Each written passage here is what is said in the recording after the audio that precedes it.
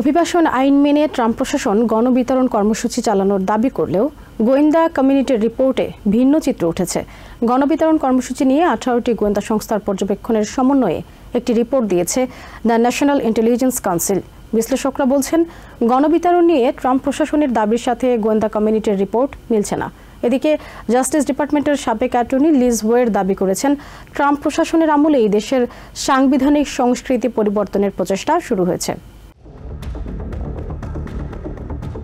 দ্বিতীয় মেয়াদে ক্ষমতায় আসার পর দেশে অবৈধ অভিবাসীদের বিতরণ অব্যাহত রেখেছেন প্রেসিডেন্ট ডোনাল্ড ট্রাম্প। এরই ধারাবাহিকতায় ভেনেজুয়েলার অপরাধ চক্র ট্রেন দে আরাহুয়ার সদস্য বলে অভিযুক্ত ব্যক্তিদের আমেরিকা থেকে বের করে দেওয়ার জন্য একটি নির্বাহী আদেশ দেন তিনি। তবে স্বল্প ব্যবহৃত 1798 সালের এলিয়ান এনিমিস অ্যাক্ট ব্যবহার করে ওই বহিষ্কারাদেশ দেওয়ার কারণে সেটি স্থগিতের নির্দেশ দিয়েছেন আদালত। ট্রাম্প প্রশাসনের দাবি ছিল, দেশকে অস্থিতিশীল করার উদ্দেশ্যে ভেনেজুয়েলা সরকারের পৃষ্ঠপোষকতায় আগ্রাসী কর্মকাণ্ড চালিয়ে যাচ্ছিল অপরাধ চক্রটি। তবে গোয়েন্দা তথ্য অনুযায়ী প্রেসিডেন্ট ট্রাম্প জনসম্মুখে ভেনেজুয়েলা সরকারের বিরুদ্ধে যে অভিযোগ করে আসছিলেন তার সত্যতা পাওয়া যায়নি। নিউ ইয়র্ক টাইমসের রিপোর্ট অনুযায়ী গত ফেব্রুয়ারিতেই গোয়েন্দা সংস্থার কাছে এই রিপোর্ট আসে, যদিও ডিরেক্টর অফ ন্যাশনাল ইন্টেলিজেন্সের অফিস এই রিপোর্টের তথ্য সঠিক নয় বলে দাবি করে। সাবেক সিআইএ ডিরেক্টর জন ব্রেনান এমএসএনবিসিকে বলেন, ন্যাশনাল ইন্টেলিজেন্সের কাছে যে তথ্য রয়েছে সেটিকে ভিত্তিহীন ভাবার কোনো সুযোগ নেই। সামরিক এই বিশ্লেষক মনে করেন, গোয়েন্দা সংস্থার তথ্য পর্যালোচনা করে এটি বোঝা যায় ট্রাম্প প্রশাসনের গণবিতরণ কর্মসূচি সামনের দিনে চ্যালেঞ্জের মুখে পড়বে। জাস্টিস ডিপার্টমেন্টের সাবেক অ্যাটর্নি লিজ ওয়ের এমএসএনবিসিকে বলেন, ট্রাম্প প্রশাসনের আমলে আবারও নজিরবিহীনভাবে সাংবিধানিক সংস্কৃতি পরিবর্তনের চেষ্টা চলছে। রাজনৈতিক বিশ্লেষকরা বলছেন, ইউক্রেনে শান্তি প্রচেষ্টায় হয় প্রেসিডেন্ট হতাশ হয়ে পড়েছেন, না হয় চাপ প্রয়োগের নতুন কৌশল বেছে নিয়েছেন। খুব দ্রুত যুদ্ধ পরিস্থিতির উন্নতি না হলে শান্তি আলোচনা বন্ধে ট্রাম্পের ইঙ্গিতের পর এমন কথা বলছেন বিশ্লেষকরা। তাদের মতে, রুশ প্রেসিডেন্ট ভ্লাদিমির পুতিনকে বুঝতে ভুল করেছেন প্রেসিডেন্ট। তাছাড়া ইউক্রেনের বিরল খনিজ সম্পদের চুক্তি নিয়েও হতাশ তিনি, যে কারণে বিরক্ত হয়ে শান্তি উদ্যোগ থেকে সরে যাওয়ার কথা ভাবছেন। ডোনাল্ড ট্রাম্প নির্বাচনী প্রচারণা শুরুর দিক থেকেই বলে আসছিলেন, ওভাল অফিসে গিয়ে 24 ঘন্টার মাঝেই ইউক্রেন রাশিয়া যুদ্ধের সমাপ্তি টানবেন। দেখতে দেখতে প্রায় 90 দিন হয়ে যাচ্ছে বহুল আকাঙ্ক্ষিত হোয়াইট হাউসের বাসিন্দা হয়েছেন ট্রাম্প। অথচ যুদ্ধ শেষ করা তো অনেক দূরের কথা, এখন এই শান্তি প্রচেষ্টা থেকেই দূরে সরে যেতে চাইছেন তিনি। কিন্তু কেন? প্যারিসে secretary of state Marco Rubio বলছিলেন, আগামী কয়েকদিনে শান্তি উদ্যোগে উল্লেখযোগ্য অগ্রগতি দেখা না গেলে ট্রাম্প হয়তো এই প্রচেষ্টা থেকেই সরে আসবেন। রাজনৈতিক বিশ্লেষকরা বলছেন, ইউক্রেনে শান্তি প্রচেষ্টায় হয় প্রেসিডেন্ট ডোনাল্ড ট্রাম্প হতাশ হয়ে পড়েছেন এবং না হয় চাপ প্রয়োগের নতুন কৌশল বেছে নিয়েছেন। খুব দ্রুত যুদ্ধ পরিস্থিতিতে উন্নতি না হলে শান্তি আলোচনা বন্ধে ট্রাম্পের ইঙ্গিতের পর এমন কথা বলছেন বিশ্লেষকরা। তাদের কারো কারো মতে এটাই যুদ্ধে ইতি টানার সবশেষ সুযোগ। তাদের অনেকের মতে রুশ প্রেসিডেন্ট ভ্লাদিমির পুতিনকে বুঝতে ভুল করেছেন প্রেসিডেন্ট। তাছাড়া ইউক্রেনের বিরল খনিজ সম্পদের চুক্তি নিয়েও হতাশ তিনি। এর মাঝে মধ্যপ্রাচ্য বিষয়ক দূত স্টিভ উইটকফকে নিয়ে ইউক্রেনের প্রেসিডেন্ট জেলেনস্কির সমালোচনাতেও ট্রাম্প হতাশ বলে মনে করছেন তারা, যে কারণে বিরক্ত হয়ে শান্তি উদ্যোগ থেকে সরে যাওয়ার কথা ভাবছেন। তবে এটিকে আমেরিকার জন্য পরাজয় হিসেবে দেখছেন কেউ কেউ। তারা বলছেন, আগ্রাসন দমাতে বরাবরই সোচ্চার থেকেছে ওয়াশিংটন। এদিকে ক্রেমলিনকে সমরাস্ত্র দিয়ে সহায়তা করছে চায়না। ইউক্রেনের এ দাবি প্রত্যাখ্যান করেছে বেইজিং। শুক্রবার ওই অভিযোগকে ভিত্তিহীন বলে উড়িয়ে দেন দেশটির পররাষ্ট্র মন্ত্রণালয়ের মুখপাত্র। বাস্তববাদী হলে পারমাণবিক কর্মসূচি নিয়ে আমেরিকার সঙ্গে চুক্তিতে পৌঁছানো সম্ভব বলে মনে করেন ইরানের পররাষ্ট্রমন্ত্রী আব্বাস আরাকচি।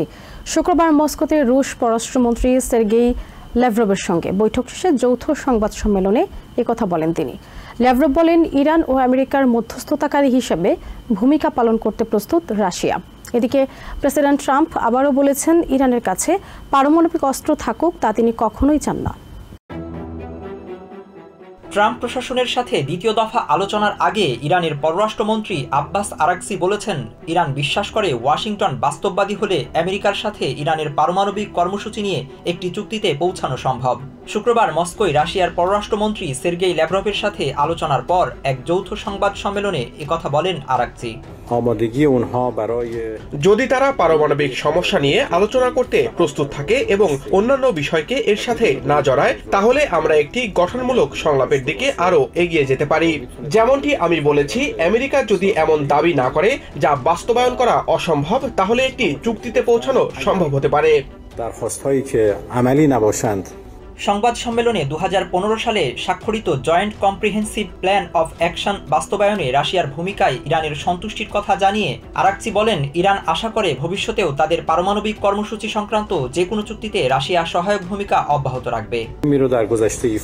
আমরা আশাবাদী এবং আশা করি যে ইরানের পারমাণবিক কর্মসূচি নিয়ে ভবিষ্যতের কোনো চুক্তিতে রাশিয়া তার সহায়ক ভূমিকা অব্যাহত রাখবে, এবং আমি খুব খুশি যে আজ ল্যাভরভ আমাকে একটি আশ্বাস দিয়েছেন। সংবাদ সম্মেলনে রুশ পররাষ্ট্রমন্ত্রী সের্গেই ল্যাভরভ বলেন, পারমাণবিক কর্মসূচি নিয়ে আমেরিকা এবং ইরানের মধ্যে মধ্যস্থতাকারী হিসেবে ভূমিকা পালন করতে প্রস্তুত রয়েছে রাশিয়া। এ সময় তিনি বলেন, চুক্তিতে পৌঁছানোর একমাত্র উপায় হল পারমাণবিক ইস্যুতে একমত হওয়া। আমরা সাহায্য ও মধ্যস্থতা করতে প্রস্তুত। ইরানের দৃষ্টিকোণ থেকে সহায়ক এবং আমেরিকার জন্য গ্রহণযোগ্য যে কোনো ভূমিকা পালন করতে প্রস্তুত রাশিয়া। এদিকে শুক্রবার ওভাল অফিসে এক সংবাদ সম্মেলনে সাংবাদিকদের করা এক প্রশ্নের জবাবে প্রেসিডেন্ট ডোনাল্ড ট্রাম্প বলেছেন, ইরানের পারমাণবিক অস্ত্র রাখার বিরুদ্ধে তিনি। ট্রাম্প বলেন, তিনি চান না ইরানে পারমাণবিক অস্ত্র থাকুক। I'm for stopping Iran very simply from having a nuclear weapon. They can't have a nuclear weapon. I want Iran to be great and prosperous and terrific. I stopped them once they were broke and they didn't have any money for Hamas. They didn't have any money for Hezbollah. There wouldn't have been an October 7th disaster. জাতিসংঘের পারমাণবিক শক্তি পর্যবেক্ষণ সংস্থা বলছে, পারমাণবিক কর্মসূচি নিয়ে America ও ইরানের আলোচনা অত্যন্ত গুরুত্বপূর্ণ পর্যায়ে রয়েছে। শনিবার রোমে দ্বিতীয় দফা আলোচনা অনুষ্ঠিত হওয়ার কথা রয়েছে। অন্যদিকে এই আলোচনার আগেই গত বৃহস্পতিবার ইয়েমেনে বিমান হামলা চালিয়েছে আমেরিকা। এই হামলায় বহু হতাহতের ঘটনা ঘটেছে। এ বিষয়ে সিবিএস নিউজকে দেয়া এক সাক্ষাৎকারে সিরাকিউজ বিশ্ববিদ্যালয়ের সহযোগী অধ্যাপক উসামা খলিল বলেন, এই হামলা ট্রাম্প প্রশাসনের কূটনৈতিক ব্যর্থতা। নিউ ইয়র্কের বাসিন্দাদের ন্যায় বিচার নিশ্চিত করতে সাবেক গভর্নর অ্যান্ড্রু কুমো কোনো ভূমিকায় রাখেননি, এমন অভিযোগ করেছেন সিটি মেয়র পদে ডেমোক্রেটিক মনোনয়ন প্রত্যাশীরা। শুক্রবার সিটি হলের বাইরে একত্রিত হয়ে কুমোর সমালোচনা করেন তারা। মেয়র পদপ্রার্থী ব্র্যাড ল্যান্ডার বলেন, নিউ ইয়র্কের বাসিন্দাদের জন্য উল্লেখযোগ্য কিছুই করতে পারেননি কুমো। তবে এই অভিযোগ অস্বীকার করেন কুমোর মুখপাত্র। তিনি দাবি করেছেন, সাবেক গভর্নর কুমো ভাড়াটিয়াদের অধিকার আদায় এবং সুরক্ষার জন্য 1 দশকেরও বেশি সময় ধরে লড়াই করেছেন। নিউ ইয়র্ক সিটির আবাসন সংকট তীব্র হচ্ছে। এনওয়াইসি কন্ট্রোলার অফিসের তথ্য মতে, নিউ ইয়র্ক সিটির প্রায় 70% বাসিন্দাই ভাড়া বাসায় থাকেন, আর বাড়ি ভাড়া ক্রমেই বেড়ে চলেছে। সিটির এই তীব্র আবাসন সংকটের জন্য স্টেটের সাবেক গভর্নর এবং বর্তমান মেয়র প্রার্থী কুমোকে দায়ী করে তার তীব্র সমালোচনা করেছেন মেয়র পদে ডেমোক্রেটিক দলের মনোনয়ন প্রত্যাশীরা। শুক্রবার নিউ ইয়র্কের সিটি হলের বাইরে একত্রিত হয়ে কুমোর সমালোচনা করেন তারা। এ সময় মেয়র প্রার্থী ব্র্যাড লেন্ডার বলেন, নিউ ইয়র্কের বাসিন্দাদের জন্য উল্লেখযোগ্য কিছুই করতে পারেননি কুমো। এ সময় ক্রয় ক্ষমতার সংকট তৈরির জন্য কুমোকে দোষারোপ করেন স্টেট সেনেটর এবং মেয়র পদে মনোনয়ন প্রার্থী জেলনর মাইরি। সিটি কাউন্সিলের স্পিকার অ্যাড্রিয়ান অ্যাডামস বলেন, কুমো কখনোই নিউ ইয়র্কের বাসিন্দাদের মতো জীবন যাপন করেননি। এ সময় দ্বিতীয় মেয়াদে এরিক অ্যাডামসকে মেয়র নির্বাচিত না করার জন্য বাসিন্দাদের প্রতি আহ্বান জানান কুইন্সের assemblyman Zohran Mamdani. Mayor Eric Adams কুমোর প্রচারণায় কৃত্রিম বুদ্ধিমত্তা ব্যবহারের অভিযোগ করে বলেন, কুমোর অনেক প্রচার পরিকল্পনা অ্যাডামসের কাছ থেকে নেয়া। এদিকে মেয়র অ্যাডামসের যুক্তির প্রশংসা করে পলিটিক্যাল কনসালটেন্ট হ্যাং শাইনকপ বলেন, কুমোকে নির্বাচিত করা উচিত হবে না। অন্যদিকে ডেমোক্র্যাটদের এমন অভিযোগ অস্বীকার করে একটি বিবৃতি প্রকাশ করেছে কুমোর নির্বাচনী প্রচার দল। বিবৃতিতে বলা হয়, গভর্নর কুমো ভাড়াটেদের অধিকার আদায় এবং সুরক্ষার জন্য 1 দশকেরও বেশি সময় ধরে লড়াই করছেন। ভুল করে দেশ থেকে বিতাড়িত করে মেরিল্যান্ডের বাসিন্দা কিলমার আব্রেগো গার্সিয়াকে নিয়ে মিথ্যাচার করছেন প্রেসিডেন্ট ডোনাল্ড ট্রাম্প এবং হোয়াইট হাউসের কর্মকর্তারা। এমন অভিযোগ করেছেন ডেমোক্রেটিক সেনেটর ক্রিস ভ্যান হলেন। এল সালভাদোরে গিয়ে গার্সিয়ার সঙ্গে দেখা করে এসে শুক্রবার ওয়াশিংটন ডিসির ডালেস এয়ারপোর্টে এক সংবাদ সম্মেলনে তিনি এমন অভিযোগ করেন। তিনি বলেন, দেশের মানুষকে বিদেশি কারাগারে আটক করে রাখা সাংবিধানিক অধিকারের চরম লঙ্ঘন। ট্রাম্প প্রশাসনের ভুলে দেশ থেকে বিতাড়িত কিলমার আব্রেগো গার্সিয়ার সাথে দেখা করার জন্য বুধবার এল সালভাদোরে গিয়েছিলেন ম্যারিল্যান্ডের সেনেটর ক্রিস ভ্যান হলেন। প্রথমে সহায়তা করতে না চাইলেও শুক্রবার হলেনকে তার হোটেল কামরায় গার্সিয়ার সাথে কথা বলার সুযোগ করে দেয় দেশটির প্রশাসন। দেশে ফিরে এসেই গার্সিয়ার মা সিসিলিয়া এবং স্ত্রী জেনিফারের উপস্থিতিতে ওয়াশিংটন ডিসির ডালেস এয়ারপোর্টে সংবাদ সম্মেলন করেন সেনেটর হলেন। ট্রাম্প প্রশাসনের কড়া সমালোচনা করে তিনি বলেন, একজন মানুষের সাংবিধানিক অধিকার লঙ্ঘিত হলে তা দেশের সবার অধিকারেই আঘাত হানে। হলেন দাবি করেন, গার্সিয়া নিরাপরাধ হওয়া সত্ত্বেও তাকে ভুল করে বিতাড়িত করে তারপরে তা ধামাচাপা দিতে মিথ্যাচার করেছে ট্রাম্প প্রশাসন।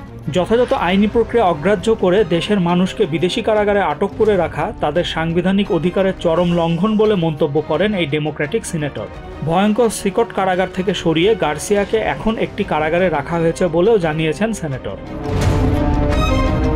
দেশের federal district court, fourth circuit court, এমনকি সুপ্রিম কোর্ট গার্সিয়াকে ফেরত নিয়ে আসার কথা বললেও ট্রাম্প প্রশাসন আদালতের আদেশের কোনো তোয়াক্কা করছে না বলে অভিযোগ করেন হলেন।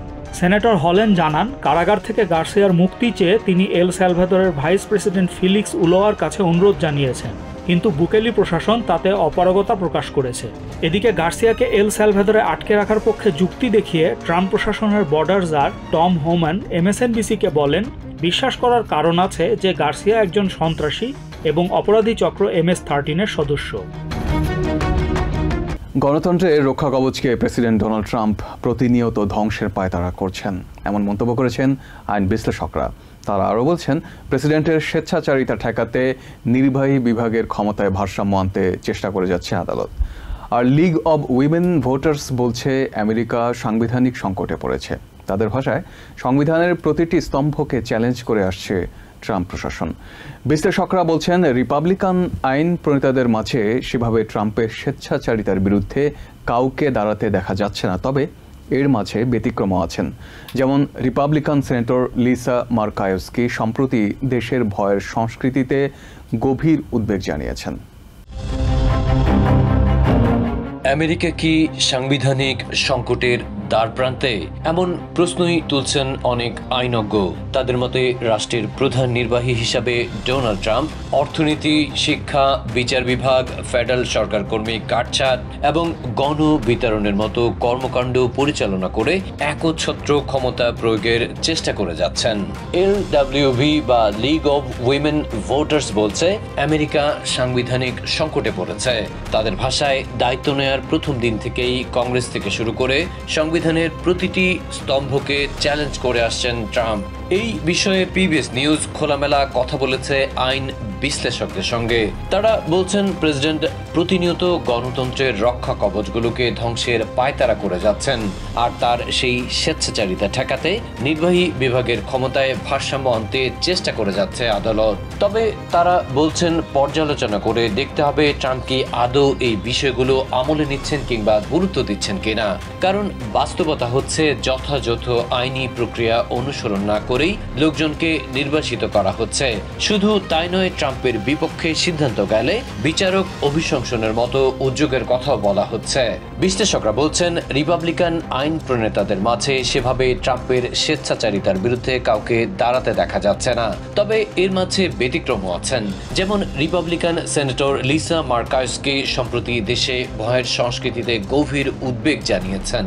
আরও আশার আলোও দেখছেন আইন বিশ্লেষকরা। তারা বলছেন, ওয়াশিংটনের ফেডারেল বিচারক জেমস বোসবার্গ এরই মধ্যে প্রশাসনের বিরুদ্ধে আদালত অবমাননার অভিযোগ আনা হবে কিনা সেই বিষয়টি বিবেচনা করে দেখছেন। নিউ ইয়র্ক টাইমস বলছে, এই ধরনের পরিস্থিতিতে প্রেসিডেন্টের স্বেচ্ছাচারিতা ঠেকাতে জনগণকেও রুখে দাঁড়াতে হবে, যেভাবে রুখে দাঁড়িয়েছে হার্ভার্ড ইউনিভার্সিটি, এবং এর ইতিবাচক প্রভাবও দেখা যাচ্ছে।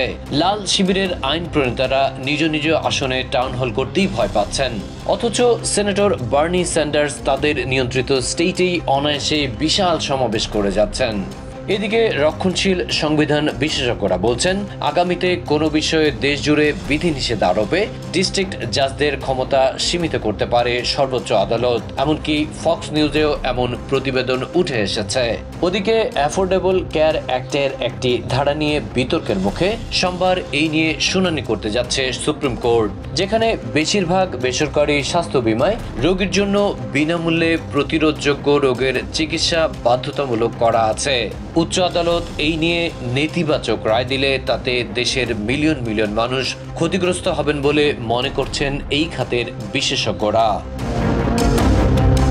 বিদেশি উৎস থেকে পাওয়া অনুদানের নথি হস্তান্তর করতে হার্ভার্ড ইউনিভার্সিটিকে নির্দেশ দিয়েছে ডিপার্টমেন্ট অব এডুকেশন। শুক্রবার 9 পৃষ্ঠার চিঠিতে বিদেশি উৎস থেকে পাওয়া উপহার, অনুদান ও চুক্তির তালিকা এবং বিদেশি সরকারের সাথে যোগাযোগের চিঠিপত্র প্রকাশের অনুরোধ জানানো হয়। এডুকেশন সেক্রেটারি লিন্ডা ম্যাকম্যান বলেছেন, আগের আর্থিক রেকর্ডের পুরোটা দেয়নি হার্ভার্ড কর্তৃপক্ষ। অনুরোধ করা নথিপত্র সরবরাহ করতে হার্ভার্ডকে 17 মে পর্যন্ত সময়সীমা বেঁধে দিয়েছে এডুকেশন ডিপার্টমেন্ট। দেশের সেরা ইউনিভার্সিটিগুলোকে তাদের ক্যাম্পাসে বৈষম্যমূলক কর্মকাণ্ডের তদন্ত করে এর জবাবদিহিতার নির্দেশ দিয়েছে ট্রাম্প প্রশাসন। তবে উচ্চশিক্ষা নীতি নিয়ে প্রশাসনের আধিপত্য মেনে নিতে অস্বীকৃতি জানিয়েছে হার্ভার্ডের মতো কিছু প্রতিষ্ঠান। ফলে বরাদ্দকৃত 2 বিলিয়নের বেশি আর্থিক অনুদান আটকে দিয়েছেন প্রেসিডেন্ট ডোনাল্ড ট্রাম্প। শুক্রবার হার্ভার্ডকে বিদেশি উৎস থেকে প্রাপ্ত অনুদানের নথি হস্তান্তর করতে বলেছে ডিপার্টমেন্ট অফ এডুকেশন। হার্ভার্ডের প্রেসিডেন্ট অ্যালান গার্ভারের উদ্দেশ্যে লেখা 9 পৃষ্ঠার একটি চিঠিতে বিদেশি উৎস থেকে প্রাপ্ত উপহার, অনুদান ও চুক্তির তালিকা এবং হার্ভার্ড ও বিদেশি সরকারের মধ্যে যোগাযোগের তথ্য দেখতে চেয়েছে ডিওএ। একই সাথে বহিষ্কৃত বিদেশি ছাত্র ও অনুষদের সাথে অন্য দেশের যোগাযোগ হয়ে থাকলে সেসব চিঠিপত্র প্রকাশের দাবি জানানো হয়েছে। হায়ার এডুকেশন অ্যাক্ট 117 এর অধীনে বার্ষিক $250,000 বেশি মূল্যের আর্থিক অনুদান পেলে সব প্রতিষ্ঠানকেই তা প্রতিবেদন আকারে জানাতে হবে। যদিও 2020 সালের জানুয়ারি থেকে 24 অক্টোবরের মধ্যে বিদেশি উৎস থেকে $151 মিলিয়ন নেওয়ার হিসাব দিয়েছে হার্ভার্ড। তবে প্রতিষ্ঠানটি আর্থিক রেকর্ডের পুরো হিসাব উপস্থাপন করেনি উল্লেখ করে এক প্রেস বিজ্ঞপ্তিতে এডুকেশন সেক্রেটারি লিন্ডা ম্যাকম্যান দাবি করেন, এক্ষেত্রে সম্পূর্ণ স্বচ্ছতা দেখাতে ব্যর্থ হয়েছে হার্ভার্ড, যা একই সাথে অগ্রহণযোগ্য ও বেআইনি। ফেডারেল তহবিলের প্রাপক হিসেবে হার্ভার্ডকে অবশ্যই বিদেশি উৎস এবং সরকারের সাথে তার সম্পর্কের বিষয়ে স্বচ্ছ থাকতে হবে। এদিকে প্রেসিডেন্ট ট্রাম্পের তহবিল বন্ধের সাথে সাথে কর্মী ছাঁটাই শুরু করেছে Harvard school of public health. Budget সংকোচনে বৈজ্ঞানিক গবেষণাও ব্যাহত হচ্ছে। বিশ্ববিদ্যালয়টির ইমিউনোলজি অ্যান্ড ইনফেকশাস ডিজিজ বিভাগের প্রফেসর ডক্টর সারা ফরচুন বলছেন, বাজেট আটকে যাওয়ায় ছোঁয়াচে রোগগুলো নিয়ে গবেষণাও সংকটে পড়েছে। তিনি বলেন, স্থানীয় একটি বিনিয়োগকারীর সহায়তায় আপাতত গবেষণা কার্যক্রম চালিয়ে যাচ্ছেন তারা। তবে ফেডারেল সহায়তা বন্ধ হলে কতদিন এভাবে চলতে পারবেন তা নিয়ে ধারণা নেই ডক্টর সারার। এতে করে বিশ্বব্যাপী মানুষ ক্ষতির মুখে পড়তে পারে বলেও উদ্বেগ জানান তিনি। যথাযথ আইনগত প্রক্রিয়া ছাড়াই নন সিটিজেনদের নিজ নিজ দেশ ছাড়া তৃতীয় কোনো দেশে বিতরণে বিষয়ে ট্রাম্প প্রশাসনের উপর নিষেধাজ্ঞা জারি করেছে আদালত। শুক্রবার ইউএস ডিস্ট্রিক্ট জাজ ব্রায়ান মার্ফি এই আদেশ দেন। বিচারক বলেন, নন সিটিজেনদের নিপীড়ন, নির্যাতন বা মৃত্যুর মুখোমুখি হওয়া থেকে রক্ষা করতেই তিনি এই আদেশ দিয়েছেন। যুদ্ধকালীন আইন এলিয়েন এনিমিস অ্যাক্ট প্রয়োগ করে দাগী অপরাধী বা অবৈধ অভিবাসীদের ইতিমধ্যেই বিদেশি কারাগারে পাঠানো শুরু করেছে ট্রাম্প প্রশাসন। কথিত প্রশাসনিক ভুলে মেরিল্যান্ডের অভিবাসী কিলমান অ্যাব্রিগো গার্সিয়াকেও এল সালভাদরে পাঠানো হয়েছে যথাযথ আইনগত প্রক্রিয়া ছাড়াই। এবারে প্রেসিডেন্ট ডোনাল্ড ট্রাম্পের সেই পরিকল্পনায় লাগাম টানলেন ফেডারেল বিচারক ব্রায়ান মার্ফি। নির্বাসিতদের নিরাপত্তার বিষয়ে উদ্বেগ প্রকাশ করে শুক্রবার একটি রায় দেন তিনি। বিচারক মার্ফি জানান, ট্রাম্প প্রশাসনের কর্মকর্তারা যথাযথ প্রক্রিয়া না মেনেই নন সিটিজেনদের তৃতীয় দেশে সরিয়ে নেওয়ার নীতি প্রয়োগ করছেন। কোন রকম আইনি নোটিশ বা শুনানির সুযোগ না দিয়েই কেবল ভয় দেখিয়ে এমন নির্বাসন আইনগত কোনো প্রক্রিয়া নয় বলেও উল্লেখ করেন তিনি। বিচারকের আদেশ অনুযায়ী ট্রাম্প প্রশাসনকে এখন থেকে নন সিটিজেনদের তার নিজ জন্মস্থান বাদে অন্য কোনো দেশে পাঠানোর আগে লিখিত নোটিশ প্রদান করতে হবে। পাশাপাশি নিজেদের আপিলের পক্ষে দাঁড়ানোর সুযোগ দিতে হবে আটককৃতদের, যার মধ্যে অভিবাসন প্রক্রিয়া পুনরায় চালু করার জন্য কমপক্ষে 15 দিন সময় অন্তর্ভুক্ত থাকতে হবে। এদিকে এল সালভাদোরে পাঠানোর পর প্রথমবারের মতো গার্সিয়ার ছবি প্রকাশ করেছেন সেনেটর ক্রিস ভ্যান হলেন। শুক্রবার সুযোগ পেয়ে গার্সিয়ার সাথে দেখা করেন তিনি। সামাজিক মাধ্যমে দেওয়া পোস্টে সেনেটর জানান, গার্সিয়ার সাথে কথাবার্তার বিষয়ে পরে বিস্তারিত জানাবেন তিনি। অন্যদিকে প্রমাণিত এমন অপরাধীর সাথে সাক্ষাৎ করায় ডেমোক্রেটিক সেনেটর ভ্যান হলেনকে ভুয়া বলে সম্বোধন করেছেন প্রেসিডেন্ট ডোনাল্ড ট্রাম্প। ওভাল অফিসে নিয়মিত সংবাদ সম্মেলনে তিনি বলেন, বর্তমান সরকারের বিরুদ্ধে মিথ্যাচারের জন্য এমন লোক দেখানো মায়াকান্না করছে ডেমোক্রেটরা।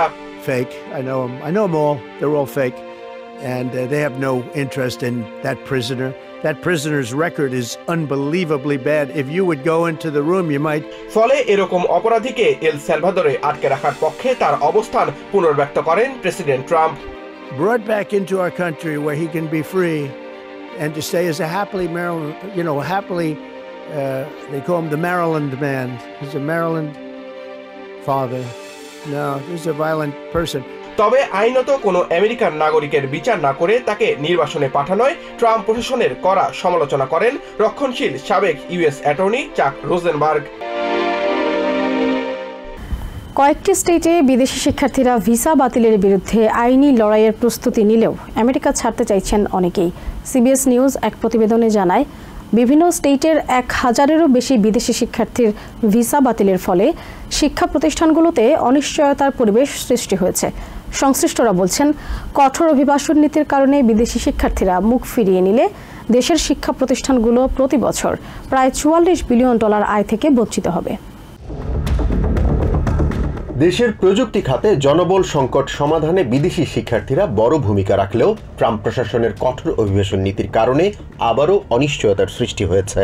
সিবিএস নিউজ জানায়, আমেরিকার বিভিন্ন শিক্ষা প্রতিষ্ঠানে পড়তে আসা বিদেশি শিক্ষার্থীরা প্রতি বছর প্রায় $44 বিলিয়ন খরচ করেন। বহিষ্কারের হুমকি এবং আইসের অভিযানের কারণে বিদেশি শিক্ষার্থীরা আমেরিকা থেকে মুখ ফিরিয়ে নিলে শিক্ষা প্রতিষ্ঠানগুলো বড় ধরনের সংকটে পড়বে বলে ধারণা করছেন বিশ্লেষকরা। নাম প্রকাশ না করার শর্তে বোস্টন ইউনিভার্সিটির এক বিদেশি শিক্ষার্থী সিবিএস নিউজকে জানান, প্রতিযোগিতামূলক শ্রমবাজার, বিশ্বখ্যাত শিক্ষা প্রতিষ্ঠান এবং জটিলতামুক্ত অভিবাসন নীতির কারণেই আমেরিকায় পড়তে আসেন তিনি। বস্টন ইউনিভার্সিটি থেকে গ্রাজুয়েশন সম্পন্ন করার পর একটি স্বনামধন্য প্রতিষ্ঠানের গুরুত্বপূর্ণ পদে কাজ করার সুযোগ পান তিনি। চাকরি পাওয়ার কয়েক মাস পর ওয়ার্ক পারমিট পেলেও সম্প্রতি প্রকাশিত সেভিস রেকর্ডে দেখা যায় তিনি অবৈধভাবে স্টুডেন্ট ভিসার সুযোগ নিয়েছেন। ফেডারেল সংস্থা থেকে এ বিষয়ে ইমেইল পাওয়ার পর রীতিমতো উৎকণ্ঠায় আছেন তিনি। তার আইনজীবী জানান, আইসের অভিযান থেকে নিজেকে দূরে রাখতে ঠিকানা পরিবর্তন করেছেন ওই শিক্ষার্থী।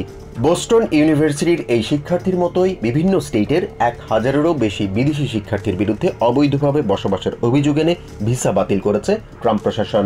শিক্ষার্থীদের সঙ্গে কেন এমনটা করা হয়েছে তা অধিকাংশ শিক্ষা প্রতিষ্ঠানেরই জানা নেই। এদিকে জর্জিয়ার আটলান্টায় 150 জন বিদেশি শিক্ষার্থীর ভিসা বাতিলের ঘটনায় আইনি পদক্ষেপের ঘোষণা দিয়েছেন আইনজীবী চার্লস কুক।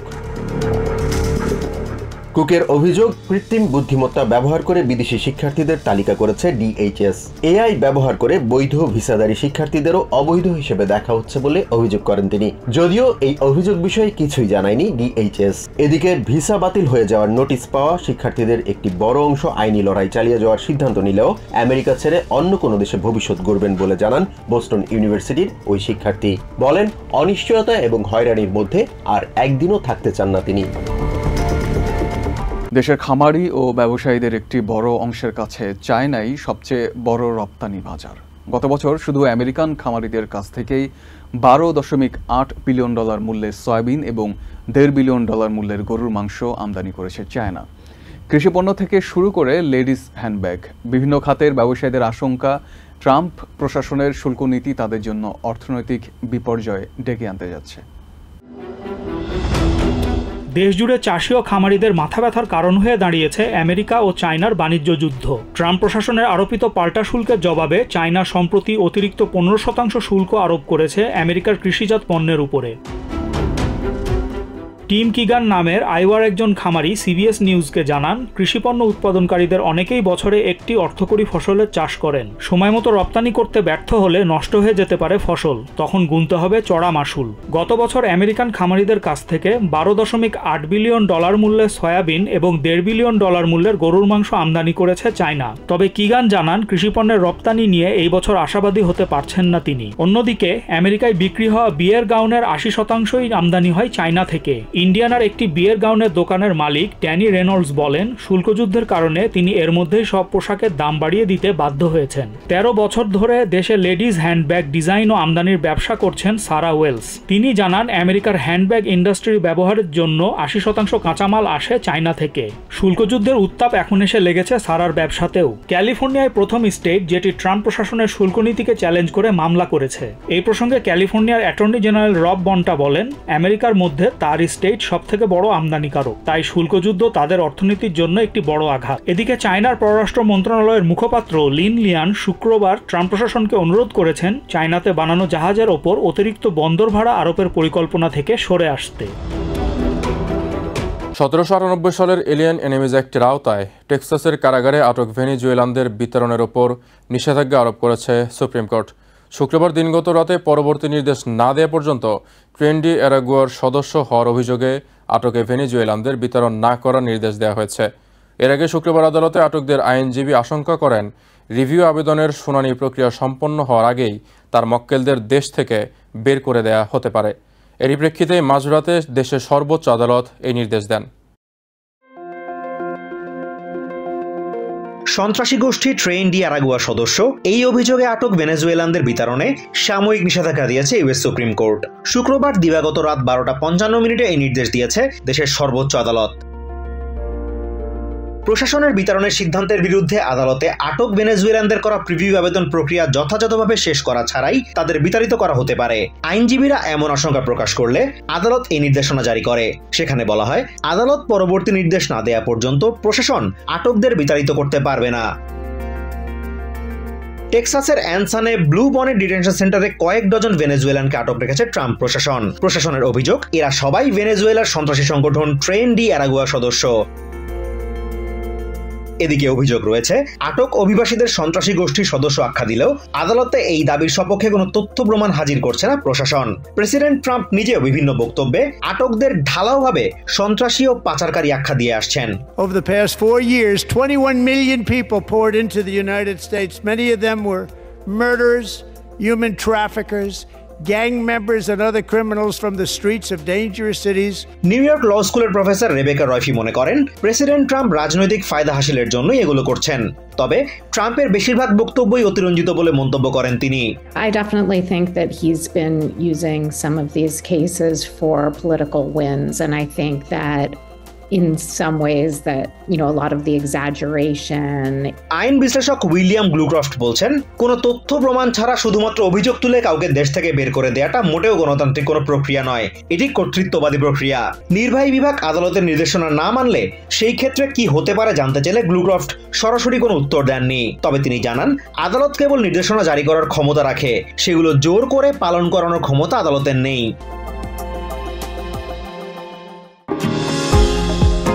নিউ ইয়র্ক থেকে সম্প্রচারিত TVN 24 টেলিভিশন বিশ্বজুড়ে বাঙালির কণ্ঠস্বর।